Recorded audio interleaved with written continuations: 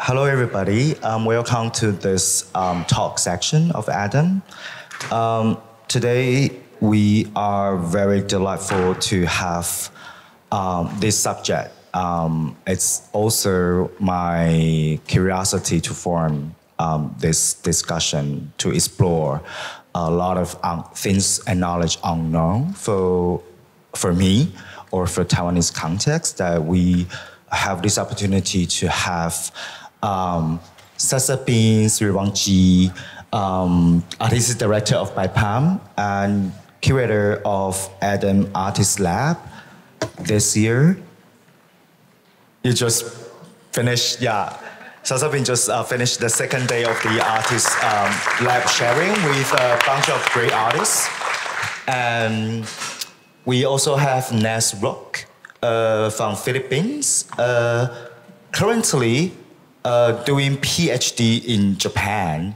And Ness is around here because within the framework of Taipei Arts Festival, we have the curator in resident project called Cruising. And this Cruising, this year, we are working with Kyoto Experiment Curatorial Trio, Yoko, Yuya, and Juliet. They together form a research project called Traveling Tongues. And this research project has been already conducted in June in Kyoto, and then they spend also a week and more in Taipei. They are going to do public sharing on Sunday as part of the Adam Gathering program. So we have Ness here. And then we have Chun-Yen wearing many hats, curator, scholar, dramaturg, and currently he's going to run experimental traditional theater festival at the end of August, right? Beginning next week. Oh my God, next week. Then how come you have time to join us? Thank you. Yeah, thank you, Jingyan. Because of you. Thank you in the spirit of support us. Yeah, and so today we're gonna kick off this histories of theater by very multi perspectives because Jingyan hosted PhD of performance culture study from United States and came back to Taiwan like 2010 era. Yeah, and then also started to write about a lot of retrospecting the history of Taiwanese theater. And then Ness is basically a performance maker and practitioner from theater practices. And then in Japan, she has also been working with different projects with different artists, including Japanese artist Toshiki Okada. And then, of course, Sasapin is also performance maker, artist, and cultural leader of BIPAM, and working with For What Theater with Wichaya Atama. So from various perspectives that I would like to invite them to freely talk about for their understanding and for their experiences and for their general ecosystem in Thai context, in Filipino context, in Taiwanese context.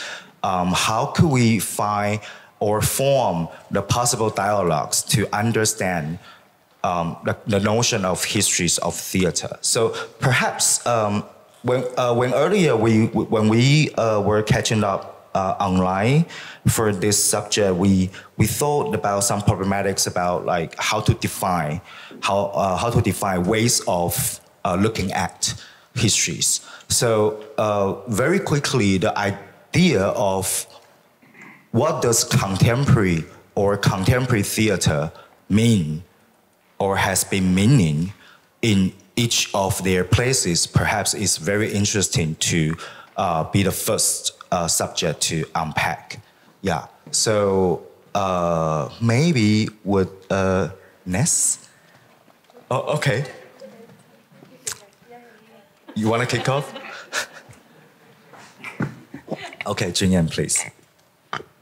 Whoa. Thank you, everyone, to be here, hearing what we're going to talk about the ideas of theater history. And before we started to go into the discussion, we try to really problematize, the ideas of theater, the ideas of time, or the ideas of contemporary. So.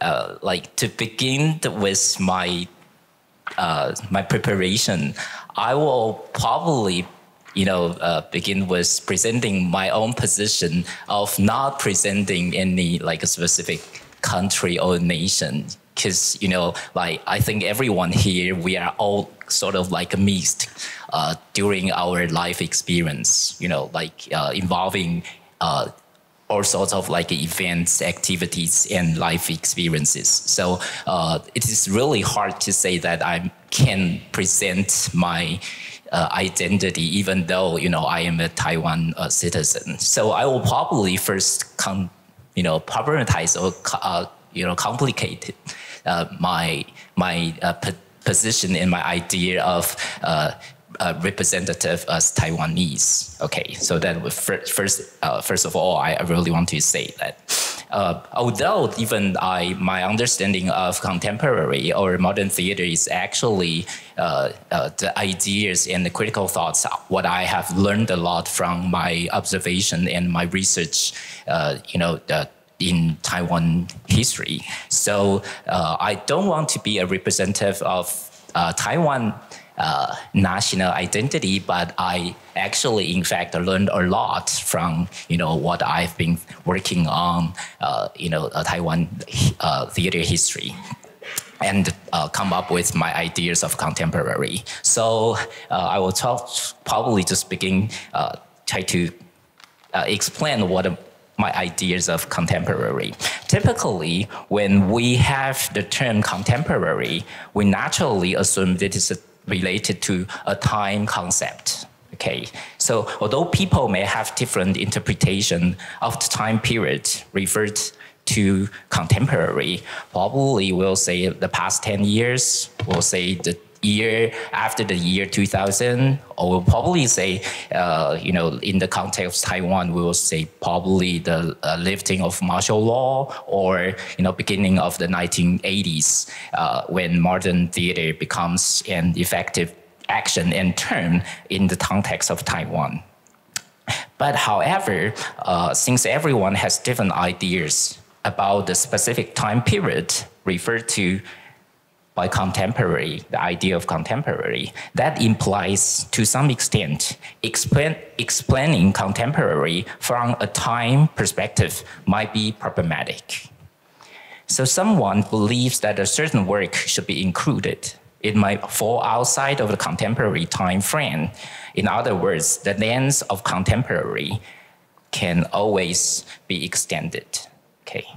So therefore, I would like to suggest a new way of reading the so-called contemporary that has nothing to do with time, but rather with a certain awareness of coexistence. The very recognition of coexistence is actually a sense of contemporaneity. Okay, our coexistence is not a given.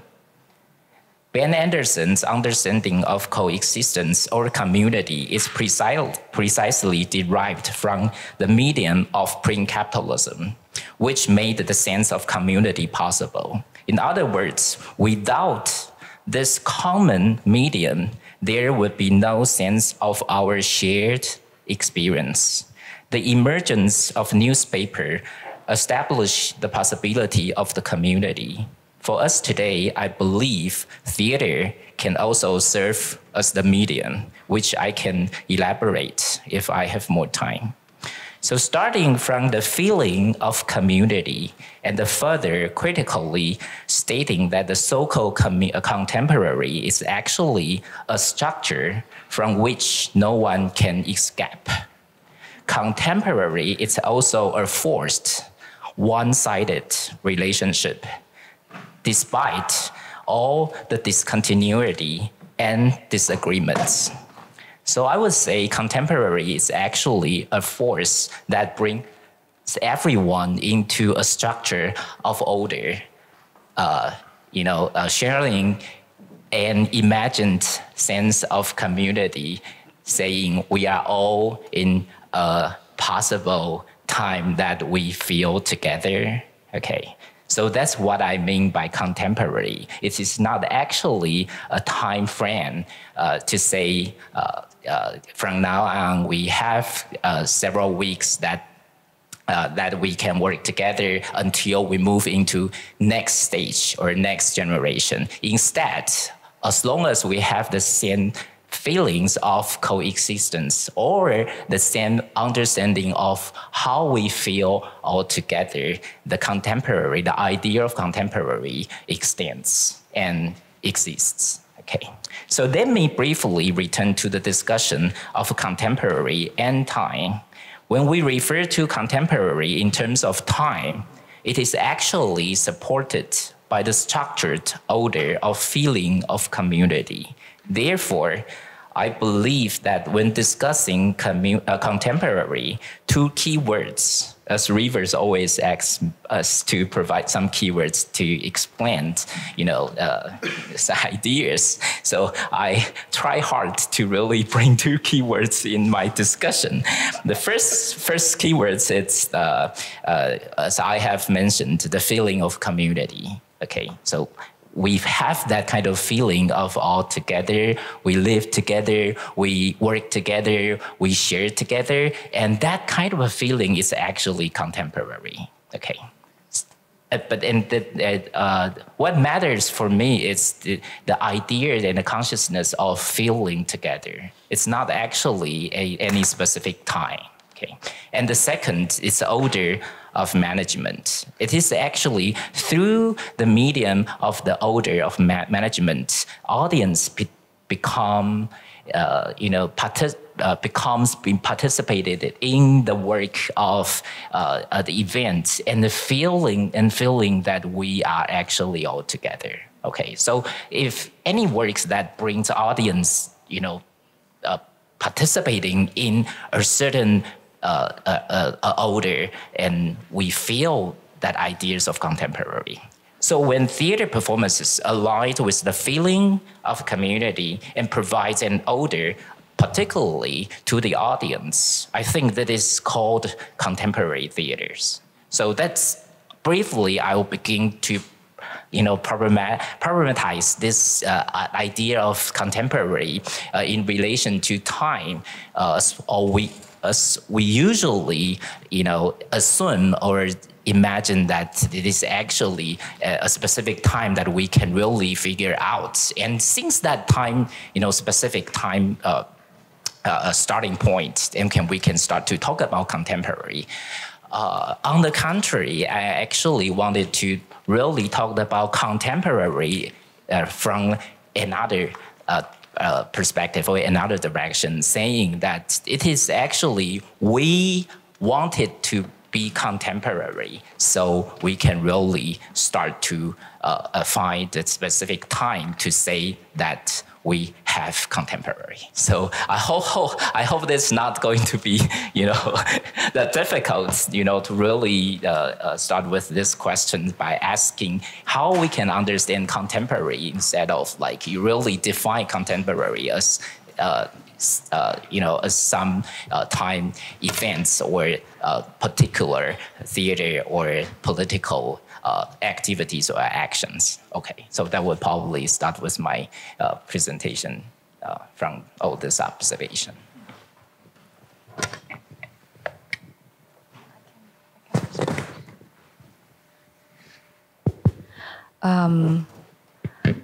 That stimulates a lot of thoughts in me, and I would return the provocations by problematizing some of your proposal, but not in a disagreeing kind of manner, but it makes me think, because I agree that contemporaneity is not implicated by time. This I really agree.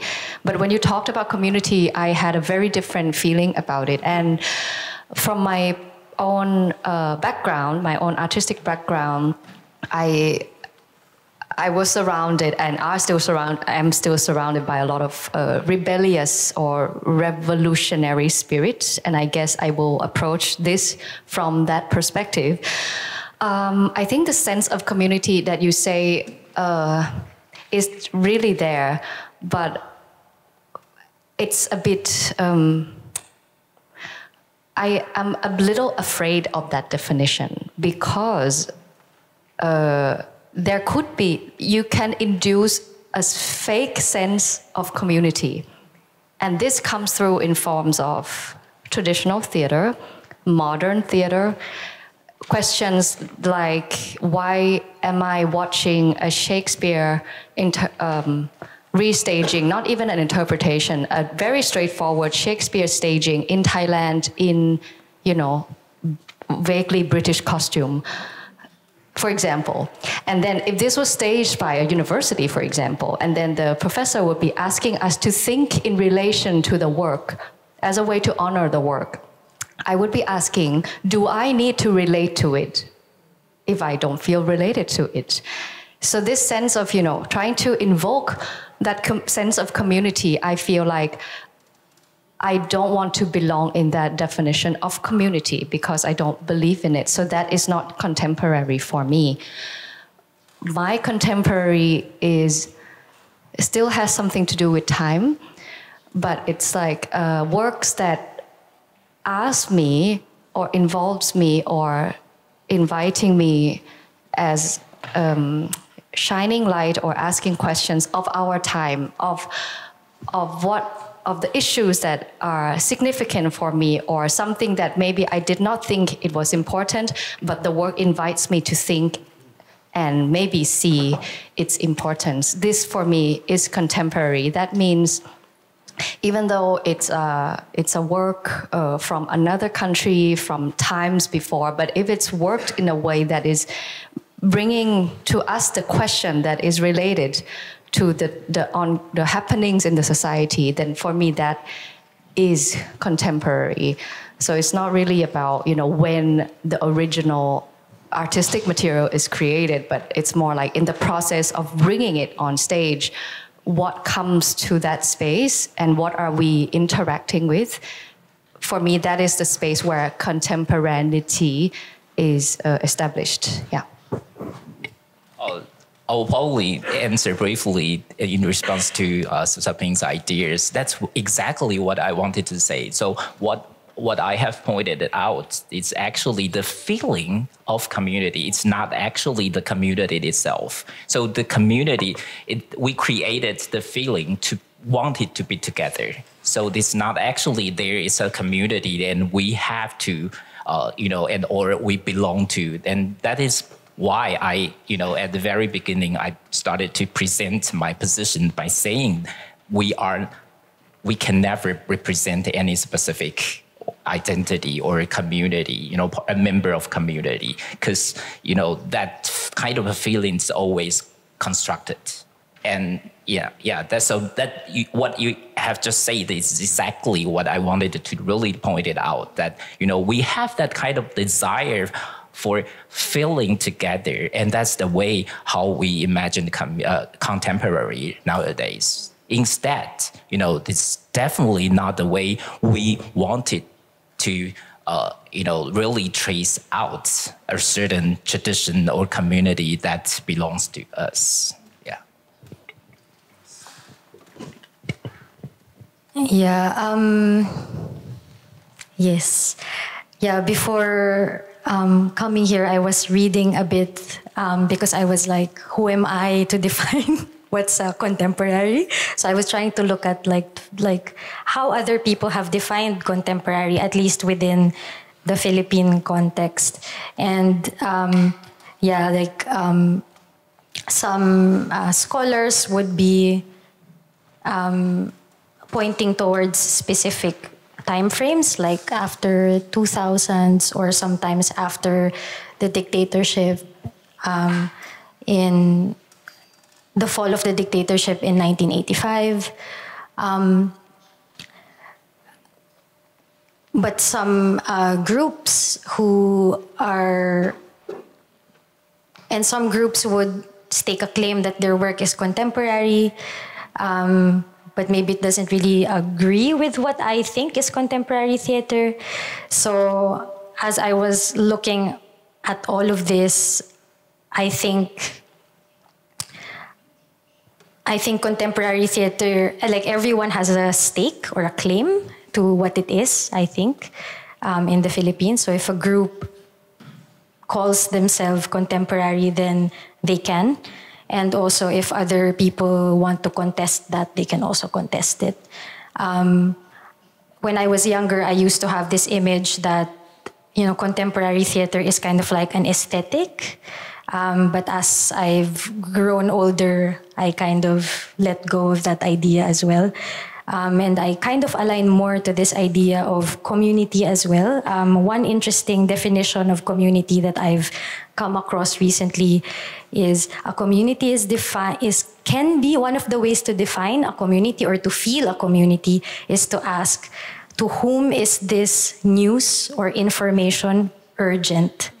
So if something happens and it echoes through, beyond borders and it echoes to certain people, then these people are part of that community. And I really like this definition as well, coming from a people who are very migratory, who has a long history of diaspora. I think this kind of thinking opens up links to beyond Philippines as a geographic border, and it links to everyone else, that if this happens, if it's urgent, then it echoes up to there. And it's also interesting to think about it moving beyond space, but also through time. If something, like what Sasapin was saying, if something was written even in the past and it echoes and it's still urgent to us today, then that is still contemporary because it still echoes to the community. So. Yeah, it is. I think this is a very interesting relevance and extension between the process of approaching contemporary and community, and also the feeling of we are together is also part of the apparatus or setting of theater itself. And so at the same time that everybody, whether it's in a public spaces or in what kind of like indoor, outdoor, any kind of spaces for any kind of like weather and conditions, like people are together doing something and watching something, looking at something. For this perspective, I wonder, could you give us some more examples? Like, for example, is there any specific timing that you think is interesting when people ask you, like, the emergence or the idea of contemporary theater, if there is a moment that you can describe, how would you say? Like, for example, it doesn't need to be like representing the entire nation of where you are from, like just from you, where you are coming from, like can be a city level, can be a memory level. That for us to understand better, that image of community, we are together, and theater, like. My memory will run out, so I'm grabbing the mic. Actually, yesterday I talked to Rosera for a long time, and so this would repeat a bit what we talked about yesterday. Sorry about that, but I think it's. I just came to this realization not many years ago, and when I had that time or space or moment, I did not realize that it had this significance. So I start to share this more about the Bangkok theater, independent theater scene that I like to say that I was born and grew up in artistically. It's kind of a bit of a coincidence that the theater community could very casually and friendly, in a very friendly manner, occupy this space, which is called the Pridi Panomyong Institute in Bangkok, which is now no more. But that somehow the Pridi Panomyong is the name of the statesman who brought democracy to Thailand, who induced kind of Siamese revolution And so this whole building and the foundation that ran it was dedicated under his name. And so the space was kind of managed and given in a way that any artist or activist who does, vaguely anything for the society, we don't really know what that means, could use the space. And that's how artists could slowly occupy the space. And I was coming into the scene in this time that I would see, corners and little studios always occupied by different groups of artists, very various disciplines, doing different things in any corner they could find, just rehearsing, parking lots, rooftop, room there, in front of the toilet, blah, blah, blah, anything. And then that's why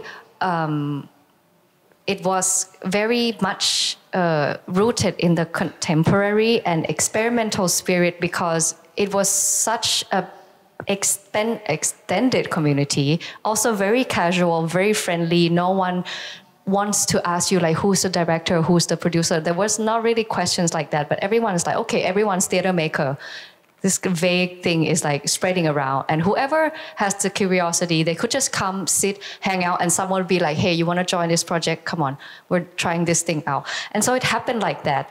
And that's why I think the best artists, in my opinion, that we have in Thailand or Bangkok were those that got to spend so much time in that kind of space. Vichaya being one of them.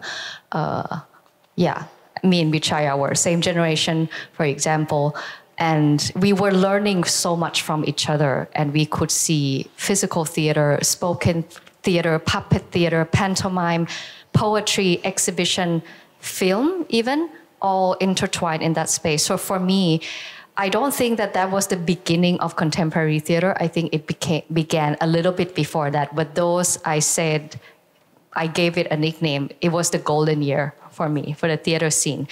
And just to give you a context, we moved away from that period already. This is not the present time. But I think that really marked the spirit of contemporary for the theater scene, at least, yeah.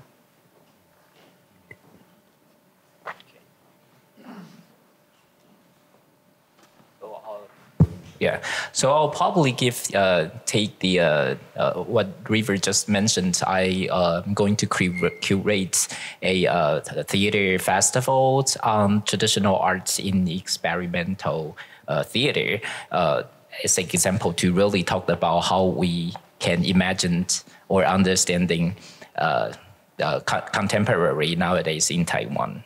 So probably continuing from what I've just mentioned, if contemporary does not simply refer to a distinction of time, it is also not something that exists in contrast to a certain temporal concept of tradition. So that's what I'm really interested in, how to really prioritize or finding the question of how we understand tradition.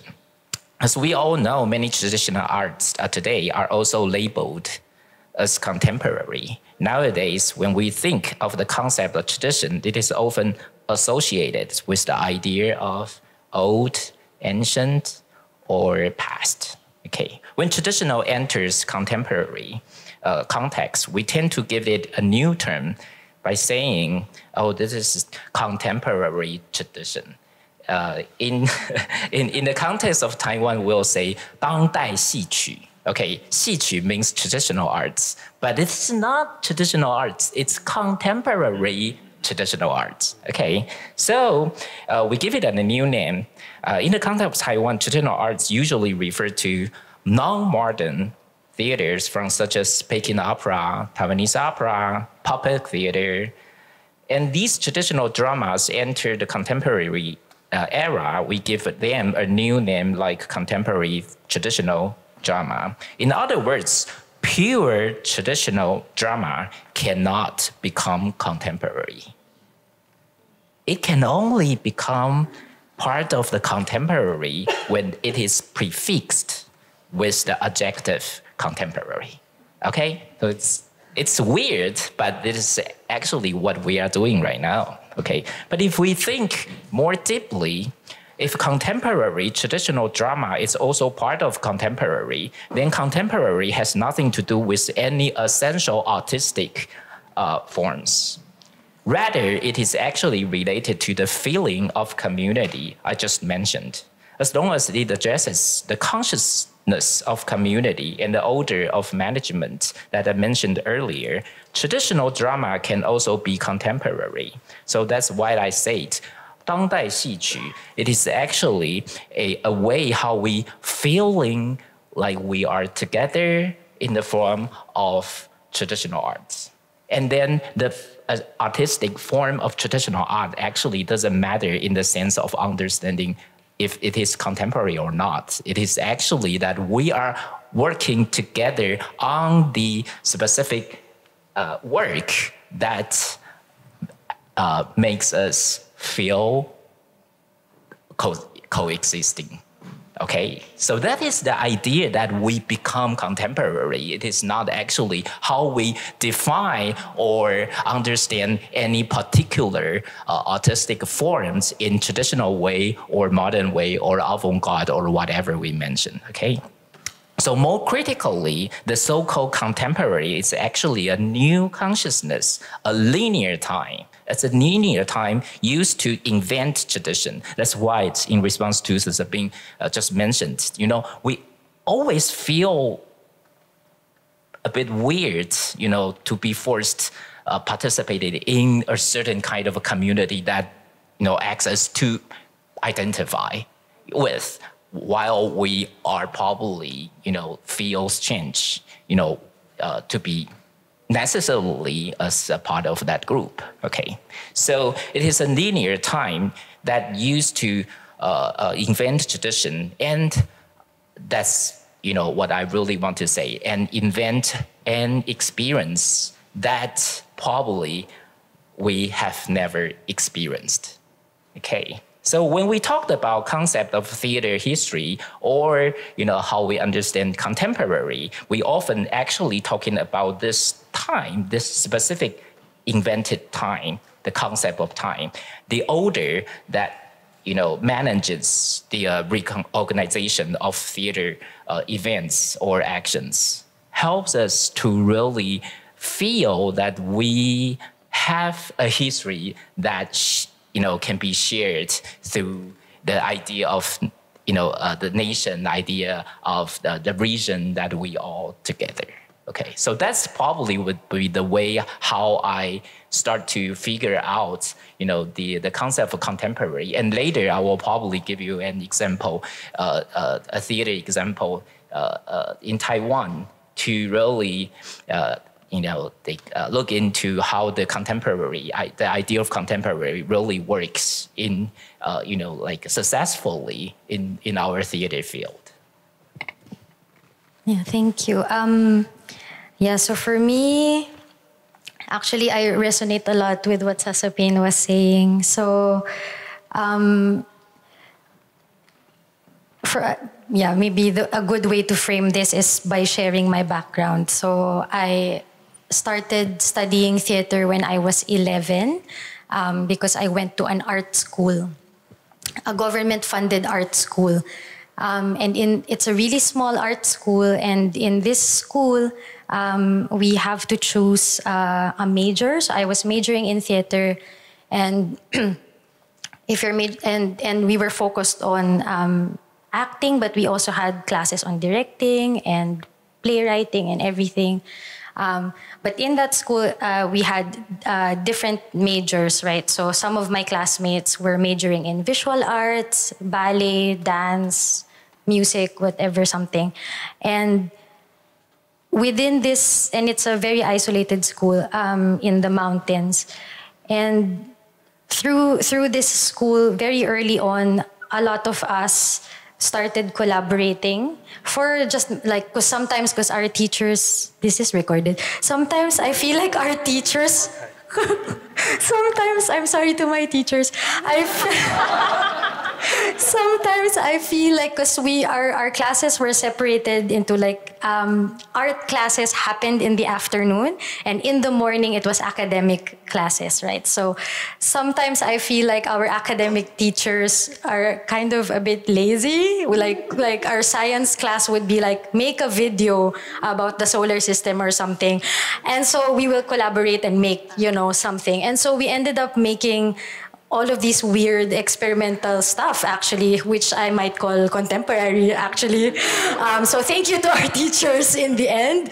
But yeah, so there was really a spirit of collaboration amongst us, and I didn't realize how special that was until we went to university, where, you know, when we stepped into university, I already knew people from the other like fields, and I could easily ask for help and ask them to collaborate with me if I had a project. And this school has been running for quite some time. So you can imagine that there are many persons like me.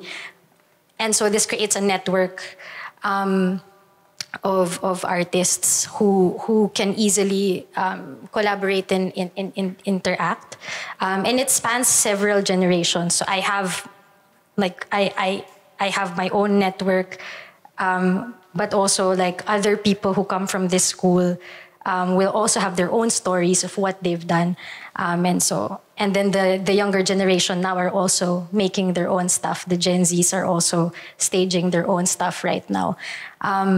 So yeah, there's a lot of stuff like that happening in terms of like an interdisciplinary perspective, but also even outside of this school, there's also a lot of collaboration happening between like filmmakers and visual artists and theater artists, musicians. The network is quite small. And then also, maybe one thing I'd like to say is that because we don't have a lot of art centers per city, a very important place for art to happen is really the universities. It's really where a lot of experimentation and work happens. And also, unfortunately, usually after university, it's quite hard to find a full-time job doing your art. So a lot of people, sometimes even like alumni, will come back to their school and collaborate with the students, or like do a project within their former university art group or something like this. So yeah, this one I can definitely say that all across the Philippines this is happening. Like universities are really the places to find where work is happening. And is it also related to the reason why you went to Japan? So maybe another picture would be back before the Tokyo Olympics happened. There was the Japan Foundation Asia Center, and then Japan Foundation Asia Center had a lot of funding for projects that connected Japan and Southeast Asia. There was really a lot of funding, and also, it was around that time. It was around that time that I actually began traveling also across Southeast Asia and going to Japan, and so I wanted to understand what this was, like why was this happening, and so I applied for a scholarship in Japan to study. But I think also that period, I think, also has had an impact on having to define contemporary, because I remember that the open calls from the Japan Foundation would be like, for contemporary something something, right? And so we had to be we're contemporary. So in a way, there's also that relationship, I guess, between funding and residency applications as well, where you have to declare that you are a contemporary artist, and so you do declare that, and then so I guess that's also part of how this language of the contemporary is defined, I guess.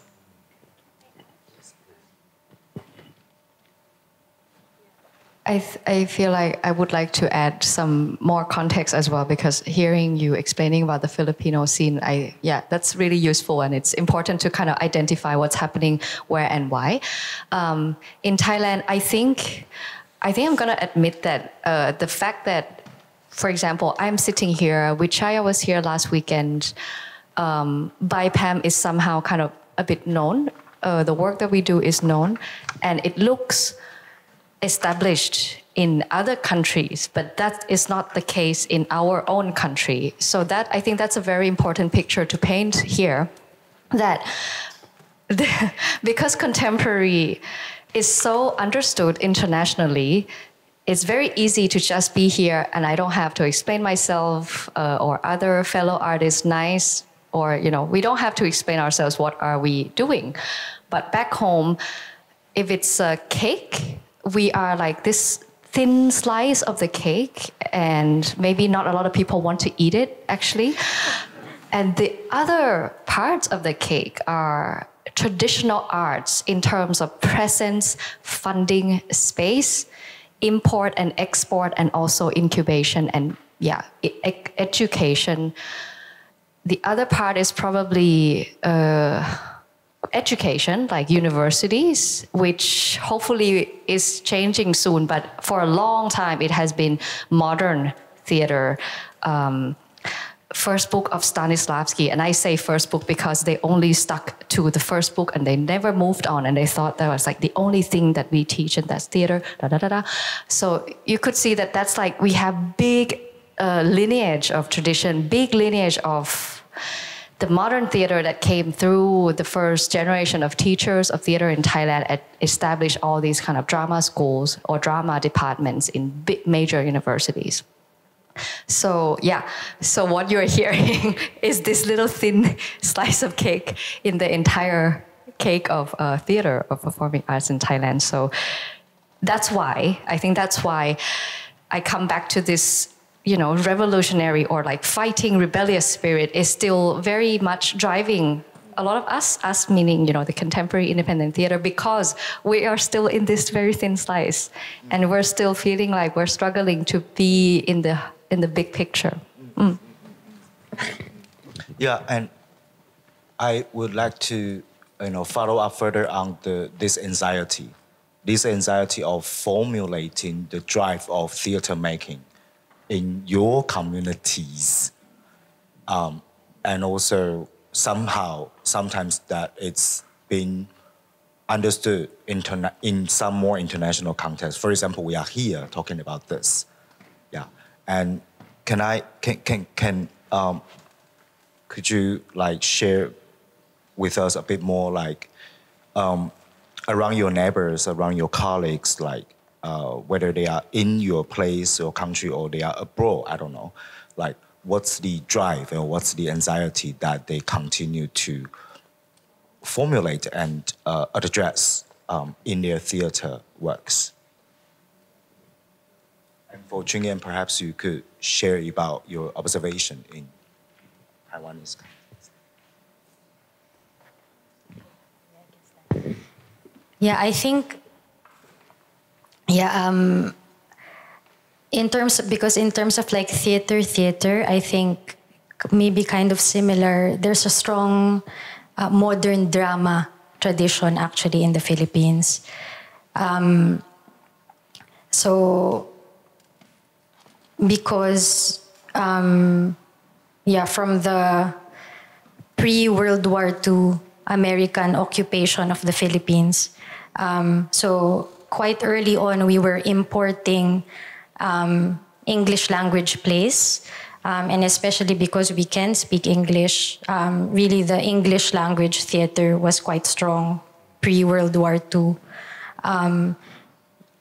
Even just like really restaging existing works, and then eventually kind of developed into writing Filipino plays in English. So it's in English, but it's original, and then eventually also like really Filipino plays eventually after World War II. So there's this trajectory, and So there is a strong, in short, there is a strong tradition of drama, as in playwrights writing and people staging plays. And of course, there are a lot of performers and theater makers also who want to create work that cannot be expressed through this format. So a lot of, for example, a lot of queer artists are making devised performances, choreographing themselves or using documentary style. But also even during the dictatorship back in the 1970s, activist groups have been using documentary format to talk about social issues as well. So I think it's kind of like this. I guess theater as drama really has its limits. And so I think that really pushes a lot of makers to find a different way to express, convey their ideas, I think.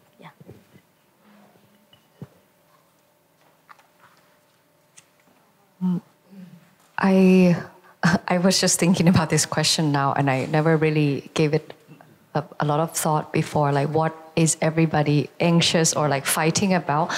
I would say that not everybody bears this kind of, activist-like spirit. I am very deep in this group of people who think a lot about this, but it's not true that everybody is thinking in this way, I would say. And now, come to think of it, I feel like we are still living the legacy of that time, like the golden years where everyone was really together. The Bangkok Theatre Festival took place and was like a very important platform for artists to come and unite and have fun and stage shows in different spaces freely for many years.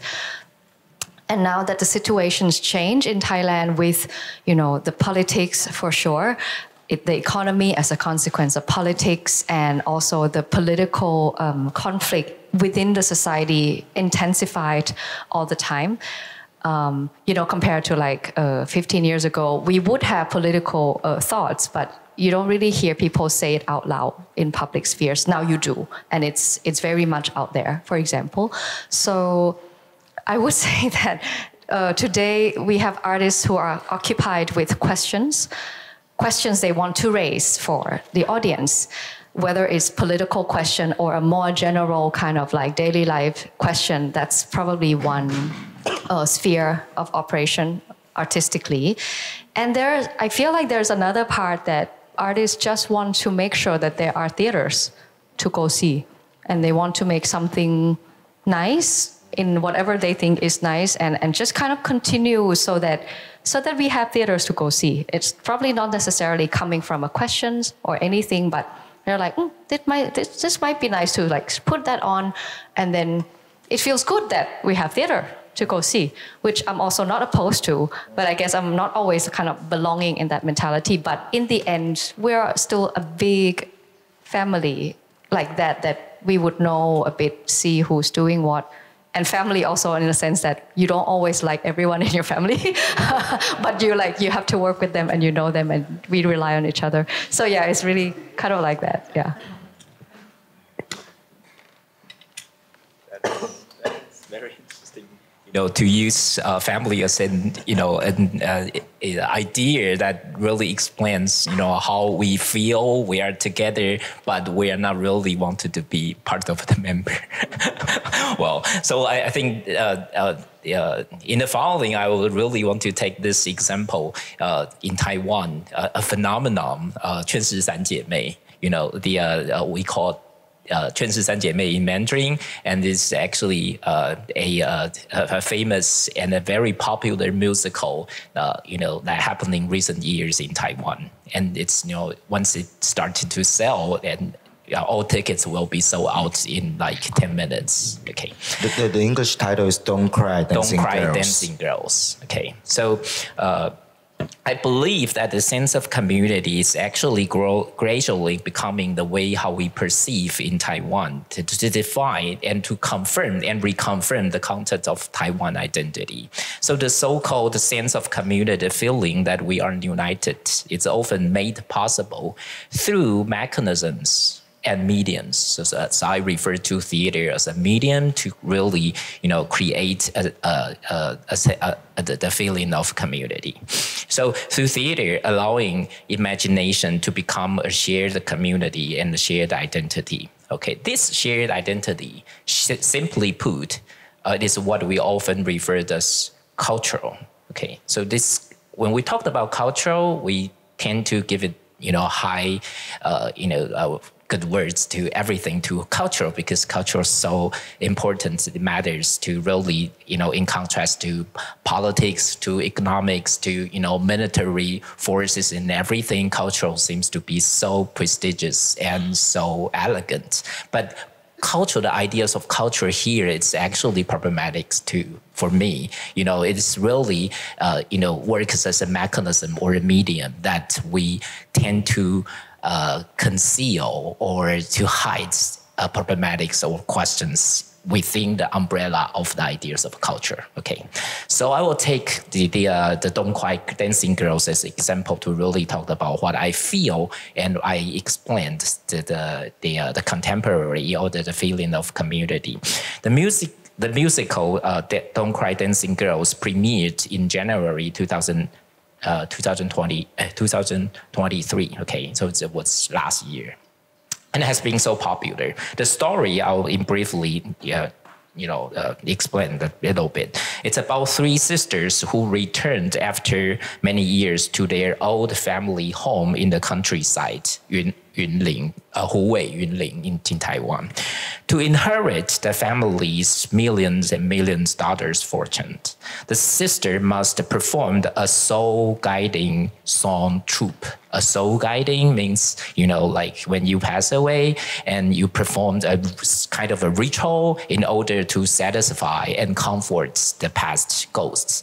And in order to perform this soul-guiding performance, you complete the journey of life. Okay, so it's in Taiwan. It's called 前往看梦. Okay, they take on the challenge. The three sisters, initially with the aim of splitting the inheritance. However, as they reach through the small town, they unexpectedly evoke memories of their father, their mother, their families, relatives, and everything, the society, and the shared community. Okay, so the performance uses folk rituals, a mourning rituals that the majority of Taiwanese people today have never experienced.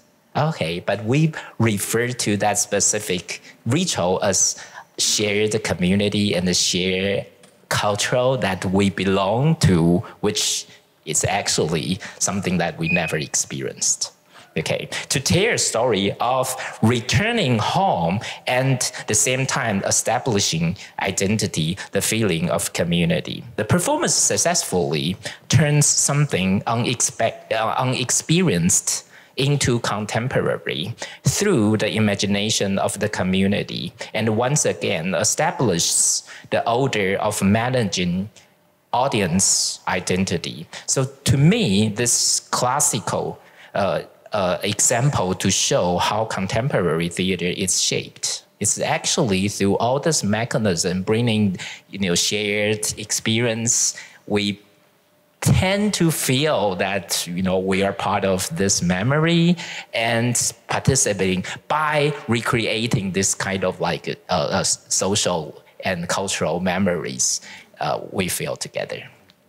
Okay, so I wanted to highlight something that outside of the sense of the community. When we talked about contemporary, we tend to really focus on what we work, what we do, what we have lived together, or we collaborate. We have work all together. But I really want to talk about something outside of this shared, community. In response to Sasapin and Ness, their experience in independent activities. Okay, so this kind of independent activities, for me, it's really, really important because it provides us a way to really go beyond how we feel a forced, coerced identity that is in the name of contemporary. Okay, if this sense of community has never been able to include everyone because contemporary,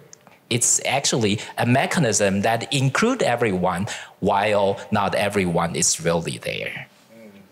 Okay, so in fact, the sense of community erases everyone's differences.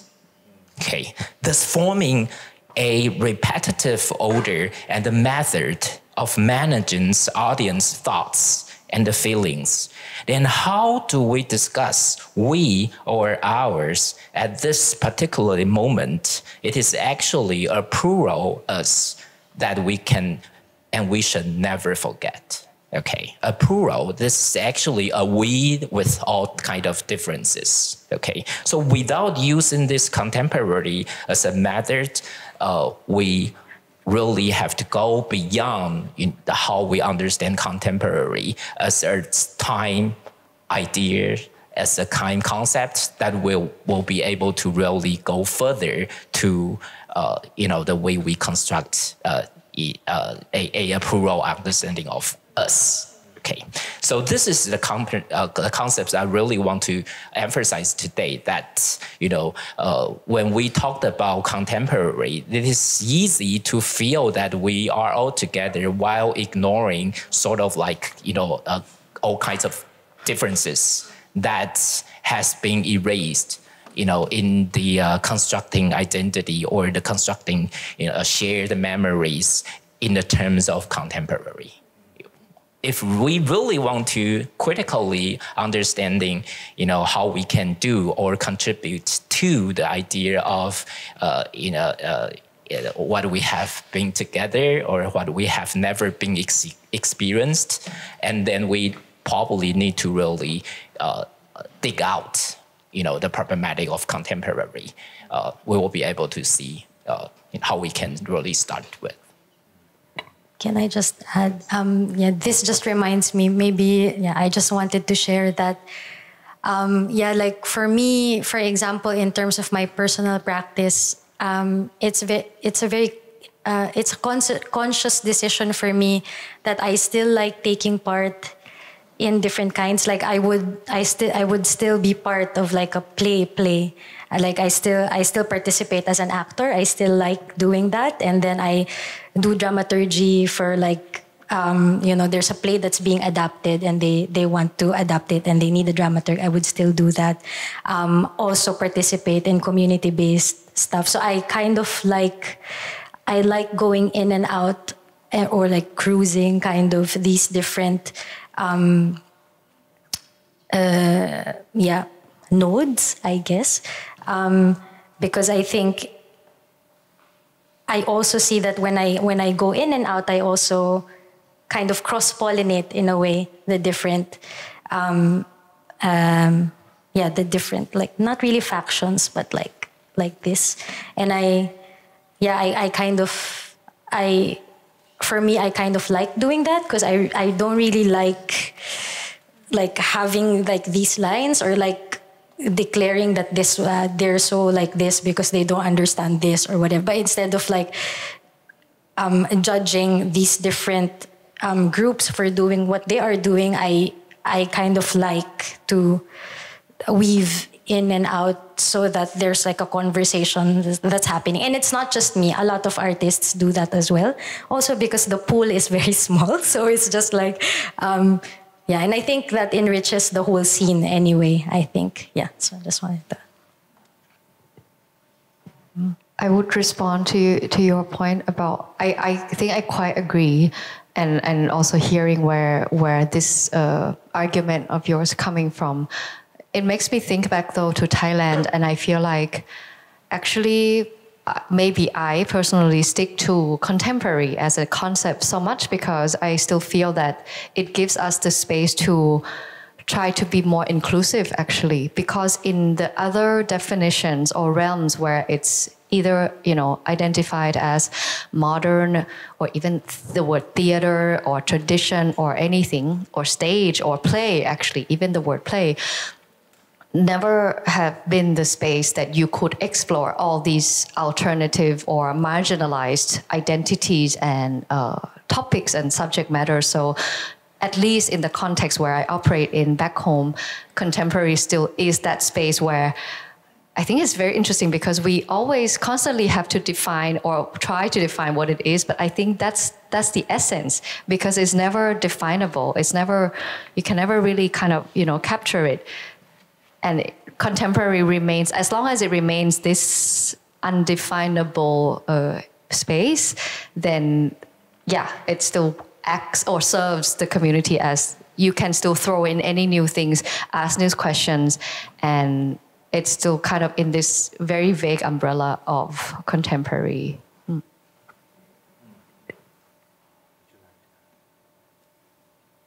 I also wanted to say that contemporary has a lot to do with money. When you really refer to Japan Foundation, that's just a foundation that when I pursued my PhD in the United States, it's a scholarship that we all wanted to get, So money, or saying capital, it's actually a important material. It's a mechanism that operates or really drives the way how we feel.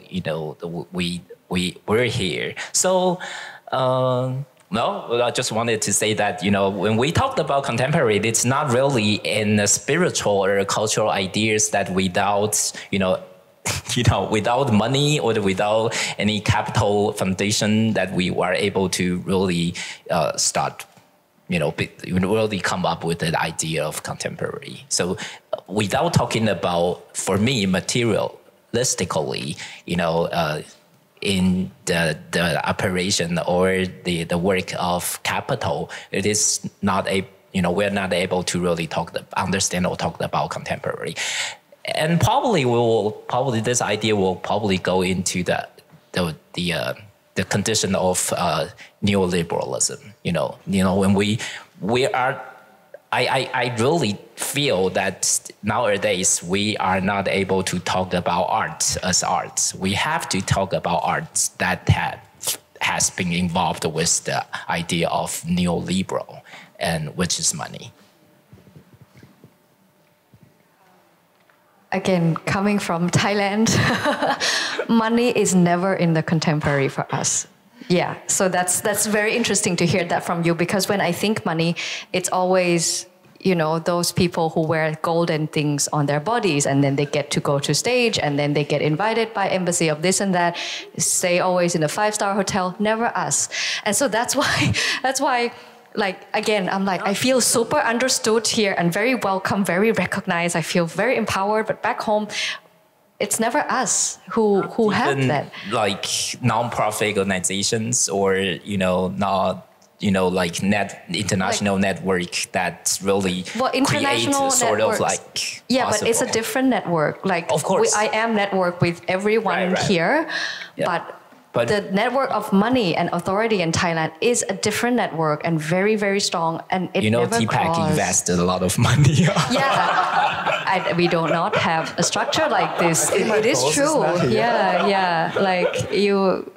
I don't know, for example, a very funny comparison maybe BIPAM, we have platforms with similar names like YPAM, APAM. We are incomparable in size. APAM is like this. YPAM is maybe like this. BIPAM is like this. And we don't have the money to do it next year yet. We're in the process of finding money. So like, it's money for me is not my realm. We are never in the money. So it's very interesting to hear that you feel like contemporary is associated with money, because for me, contemporary is the space where I can go in and breathe and think, and then come out to fight with the money. Well, yeah. Money in the sense is never national-wide. It's actually international-wide instead. Like money circulates, and through all sorts of like representative or representation of national as a unit, money become possible to really, to show its identity in presenting as a theater form. So, but it's interesting. Yeah, in this way, this cultural representation is valuable because it brings money together for you to represent what you are or how you have become like this in international context in a way. Yes, yeah. Particularly in the as I can give you an example as how the Center of Traditional Arts here in Taiwan works. They try hard to collaborate with different international partnerships, bringing all sort of like, national representative, the form of national representative, particularly traditional forms, okay, not contemporary, to really explore, a possibility of, the national identity. It's so strange and so interesting that the national identity is actually brought up possible through the mechanism of internationality, and money circulates in the field of, both the governmental level and non-governmental level. Yeah. Yeah, I think this is like this discussion, like kind of like also reminded me again, like when I've been formulating this year's Taipei Arts Festival. It has been clear for me, like since the end of 2022, like I was thinking, okay, 24, I would like to talk about time and the idea of history and the history or something like this. And then, of course, there have been also some influential works surrounding, like for example, Anti-Get, after Milo House History of Theater, episode 1, and then it has become a series of like commission inviting Faustin Lingekula and also Miwa Lob that to create their own history of theater, and in parallelly speaking, also in the new commission in the Taipei Arts Festival that we also wanted to form in Taiwan, or really to say like representatively saying like Taiwanese theater history, like how we can through commissioning artists or through inviting artists to make a work to elaborate or to open up a space of discussion. Yeah, and in this context, I found it is a dangerous and actually a privileged question to think about. Like you have the time and space to think about, what does it mean to when we think about and talk about history of theater? Yeah. And yeah, we would like to open the floor for some questions. Yes?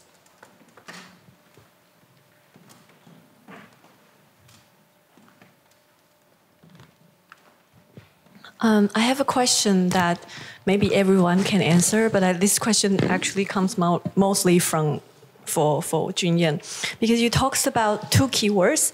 That is the senses of feeling of the community and the management of order in the contemporarily that you were talking about. But these two terms, when I heard about it, it would immediately make me think about modernity rather than contemporarily. Because in modernity, we talk about this linear of time, of the imagined community, of the management of almost everything that was rooted in modernity. And I was wondering, how do you differentiate contemporarity from modernity, especially you are calling for these two keywords? Oh my God. Oh my God. Well, wanted to answer. Well, it's so academic, but I will try. I will probably just present my position. In my understanding, contemporaneity can never be differentiated from the idea of modernity. So it is actually a continuous understanding of how we understanding modernity. So without really problematize the idea of modernity, we can never understand contemporaneity. So what you have pointed out is really clear and precise that, you know, they are actually, for me, related to each other. Okay, so you know, the modernity, it's not a time concept either. It is a way that, you know, claim, it's a way that for some value or some idea to claim a certain, you know, universality to say it is modern. Okay, so it is through this mechanism or apparatus of modernity that certain artistic form to be included. It's to a certain artistic form is excluded from the way how we understand modern. Okay, so I usually use the traditional arts as an example. It's so weird that we named it as a traditional art, while it is actually a living art that many audience participated every day in Taiwan. But we always say it's traditional, it's traditional. It seems to say that, you know, one's audience to participate in this kind of theater that never existed, you know, and never existing all together within the time that we feel together. So it's so weird that, you know, if we accept the idea of modernity or accept the idea of contemporaneity without really, you know, questioning, you know, the way it is self-defined, you know, then we're not able to really question the, you know, or understand how we are presenting ourselves with differences today. Yeah. Thank you, Professor. We also welcome non-academic questions, so don't be afraid. Here, please. Sorry. I really resonate with what you're saying about that traditional forms are continuing to live. But my question is, listening to all of you, as you go further into all of your practices in different modes, community, contemporary, etc., for a lot of you, you've been given the role or been assigned the role of leaders, in a sense, from your communities. What are some of the lessons you got from elders or mentors or a lack of mentors in the past that have been valuable to you? And then the second part is, and then as you see these new leaders come through from your communities, what is the advice or the warning that you then hand over to them?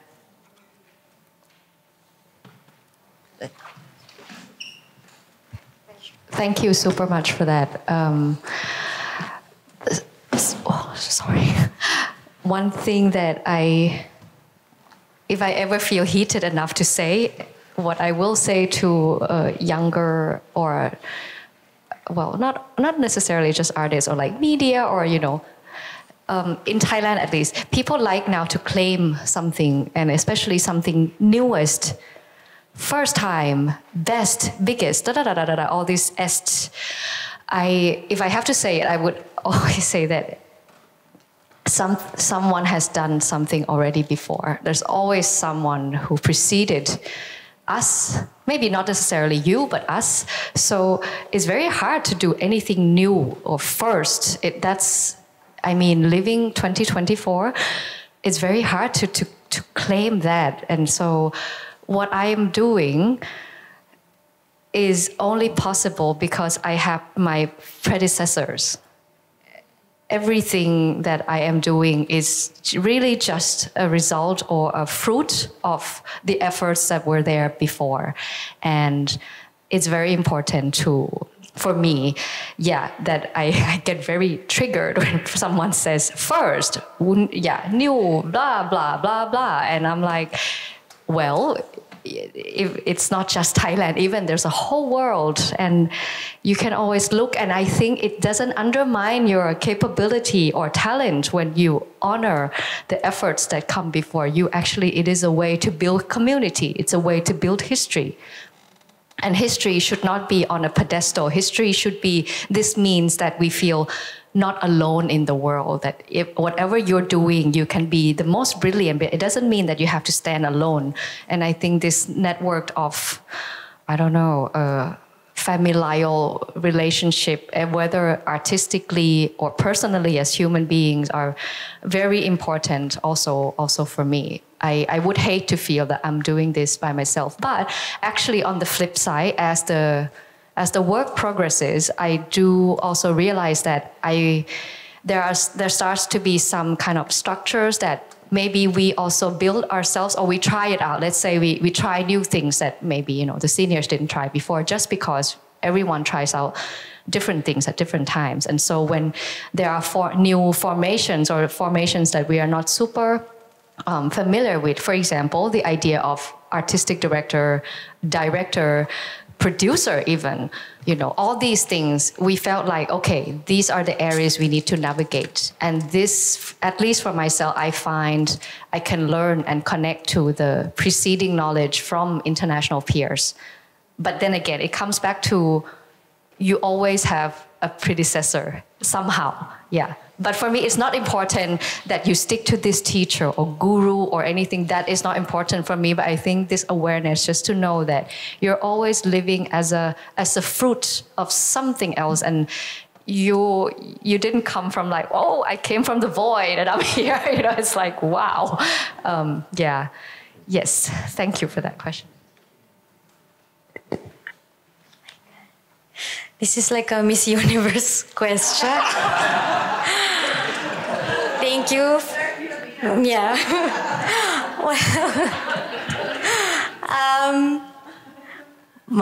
Okay. I don't know if, I'm just like, I don't know if I can consider myself kind of like leading anything. But anyway, coming from this position, this privileged position where I can speak, I would say that, like, where I really learn from, or whom I really learned from, would be my collaborators, actually. So I work a lot in interdisciplinary contexts, and I'm actually part of an interdisciplinary collective, and in our collective, there are visual artists, filmmakers, social workers, and scientists. And we do projects in communities. And we don't just do art projects. Sometimes if my scientist friend is doing a research, we also help him out. And we don't have to insert any kind of performance or whatever. We just like help him out with that. And so I really enjoy working in this kind of environment, because it really bursts this bubble of just being in this one space. And so I also get to go to places that I wouldn't otherwise go to, talk to people that I wouldn't otherwise meet. And so I would say that that's really how I learn and where I learn from. And so I owe much of my practice to the people that I have worked with and also interacted with. And relating to that, maybe if I could say something to someone, I would just say that I guess don't be afraid to be complicated. I think that's part of my anxiety as well, because I find it very hard to explain my practice or who I am or what I can do, because like I feel like at my core, I'm an actor, but I cannot be an actor 24/7 for one whole year. And so I had to do all of these other things. But then all of these things enrich me as an actor as well. And also it enriches my dramaturgy. It's also how I am able to do social work. And sometimes I get anxious that, if someone is like, if I'm applying to something or a curator is trying to look me up online, they would be very confused about who I am. So I do have that anxiety, but also at the same time, I try to tell myself that it's all right. Like people who would like to take time to know me will find me. And maybe they are the people that I would like to work with anyway. So yeah, maybe like just don't be scared to be complicated. It's all right. Yeah. You want to answer? Well, in my experience of working with some prestigious actors or actors in traditional arts, the way I feel I really want to learn with them is not by showing or asking them to work with any sort of like, new ideas of modern theater, new ways of like performing, a new techniques of like showing how they can really collaborate with new techniques. It is not the way that I feel their importance can be shown, through this kind of a collaboration or, new forms of, mutual, working methods. Instead, I really want to ask all these important figures in traditional arts how they can develop a different ways of working or different ways of like and communicating with the audience through different motivations. Okay, so that's the way how we usually tend to define or read traditional arts as a self-confined, a defined concept that that really show its confidence within this sort of like artistic forms or certain particular artistic forms. While I tend to read any kind of artistic forms in a real theater, that means if we come in with different audience, traditional forms develops and show its talents and ability to really communicate with new audience. So if we really change a different ways of asking traditional arts, I think traditional arts responds with the different ways of performing. So this, we never, in my beliefs, we don't have to really come up with a certain, called like interdisciplinary, collaboration of modern arts and traditional arts, Instead, we dig out possibilities within traditional arts that have never been explored. And traditional arts says and talks to different people within its own figure. Yeah.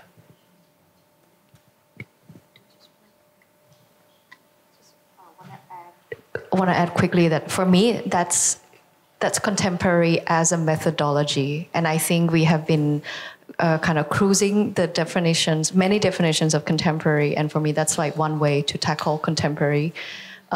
Contemporary can be a methodology, aesthetics, a name, or actually, I think that it's a placeholder word right now for this time that have not been defined. And then when we look back 20 years from now, maybe the contemporary will become a title for a period, like modern has become the modern times and not a descriptive modern. Maybe we'll have another word, but just to tap onto that I think that is very contemporary, even though the form is tradition, but the methodology, the approach is contemporary to me. Yeah. Yeah, perhaps we could receive one more question for now because we are running out of time. Yes, Daniel, please. Maybe just like responding to indeed to what you were saying, but in general to the reflection that you were having about the contemporary. My name is Daniel, and I was one of the mentors of the Kuratoki. And in the conversation we were having, one of these last days in the workshop, we were indeed speaking about what is the contemporary, raising this question, but also starting from a philosophical text. I go back to academic reflections, which is a text by Giorgio Agamben, which called What is the Contemporary? And we were using a little bit this definition, the idea that the contemporary is not the present, but it's more the darkness of the present. So somehow what is left out, what is left at the margin of the hegemonic narrative, of the dominant image of the present. So somehow we were reflecting with the participants on this. Then while listening to you for the first time, I was thinking, indeed, maybe shall we reflect on the conflation between this reflection on the modernity and the idea of queer? In the sense that somehow also when Ness, when you were speaking, how much do we have to think about the contemporary, which has never been an idea of the present, but more as an idea of a constant queering the practice. And in this sense, how much can we see the idea of the contemporary and what you were expressing also, and as we often speak of the queer, not as a label, but more as a verb, as an attitude. And how can we think of the contemporary as an attitude?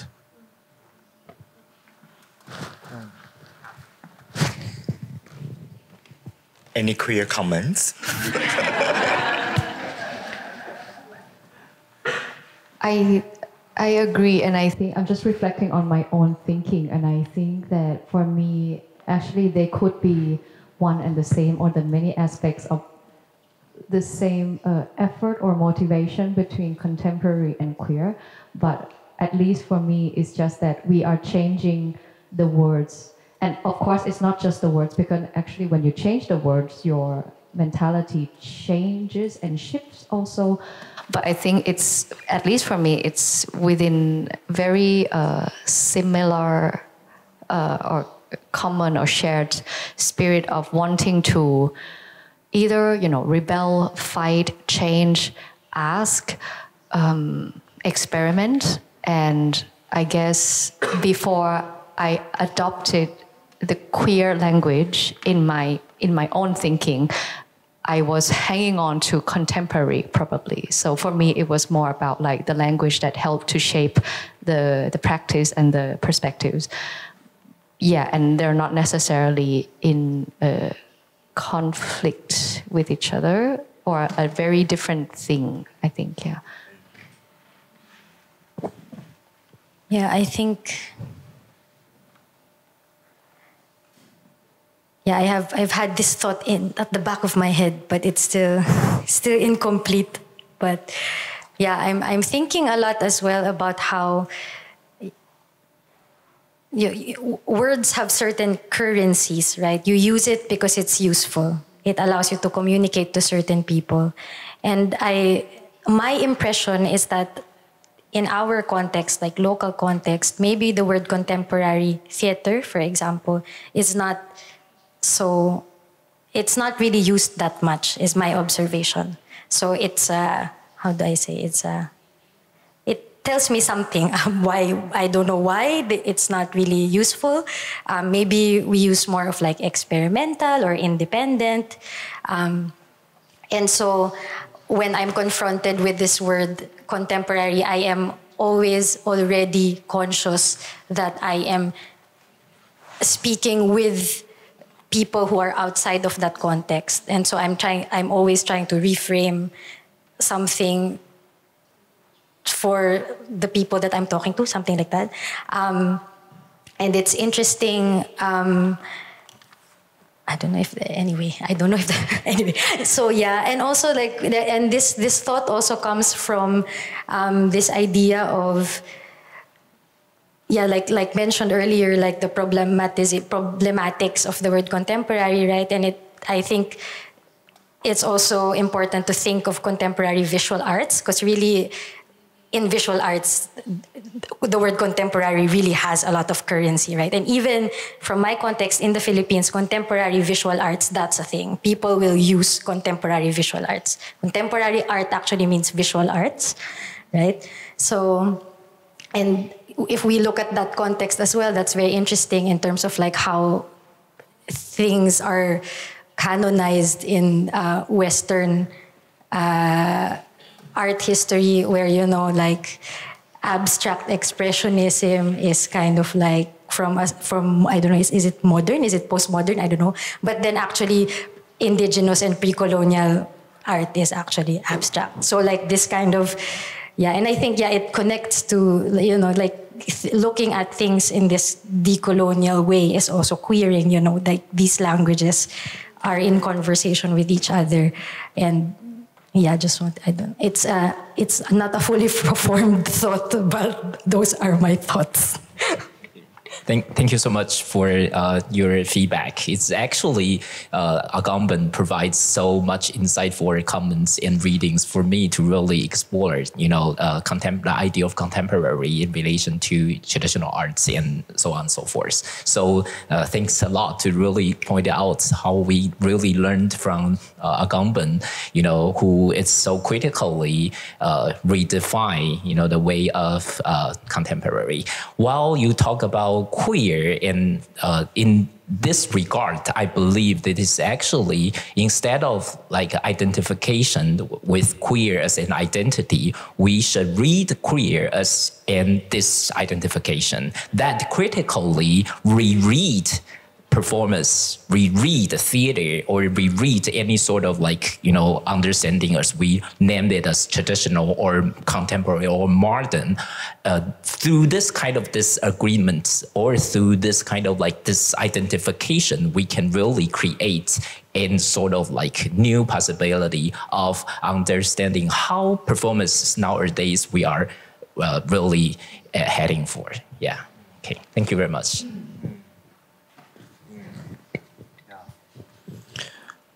Yes, thank you very much for this querying conversations, and thank you, thanks all of you again to stay with us in these Adam Queer programs.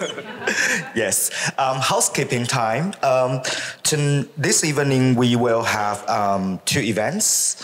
One is officially printed here in your booklet, is Artist Talk of Martine Monnier, before she premiered her Black Light this weekend. And for international delegates, including programmers and artists, you are invited to see a dress rehearsal of a work, Hundreds and Thousands by Daniel Koch and Luke George, in Cloudgate Theater, which is far from here.